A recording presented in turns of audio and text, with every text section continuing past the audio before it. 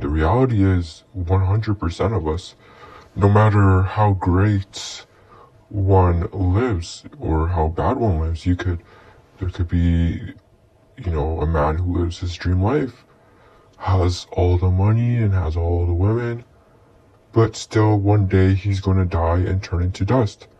And there's a poor man, has no money, has no women, and guess what? He still dies. And we all die. So the family, the children, when you die, you're not taking your wife with you. You're not taking your husband with you. You're not taking your kids with you. You're not taking your degree with you. You're not taking your house with you. You're not taking your beauty with you. Nothing. When you die, it's your soul. And your soul is the only thing that's left. You could die at a different time than your wife or husband. So now your wife or husband becomes a widow.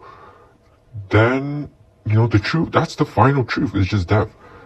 And the only way I could stop fearing death is, okay, there's two ways to overcome the fear of death, is just literally, not thinking about, just distracting yourself so much with life, alright? So, you go into school, you get a job, you get a girlfriend, you get into a mortgage, you do all these things, you have children, you distract the fuck out of yourself so that you never think about death. And then you act like you're never gonna fucking die. You are going to die. And then you have the second one, which is trying to rely on God, trying to rely for God for an answer. Oh, shall I fear death? Because death is around, it is coming, life is short, and one day I will die, but I don't know how I will die, which is quite strange. And what if there is a heaven or a hell? And in my opinion, I do believe that there is, a place for everyone, for their souls, based on what condition their souls are when we die. So if you're very negative, you're very evil, you go into that realm.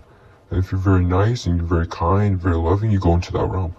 So my only problem is how do I protect myself? In this world where it's just there's temptations, there's distractions, there's so many things where you just lose yourself. You just always lose yourself, and it's just crazy. And that's the battle. That's the terror of consciousness, because it's the mind running wild. It's the mind telling you, hey, this is up.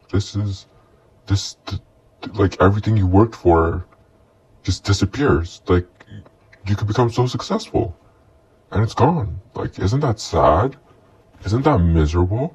But the whole time we're just swallowing that copium, we're just taking that copium, taking those drugs, the uni, whatever, girlfriend, boyfriend, this, that, all these distractions, just to ignore the fact that one day it will end.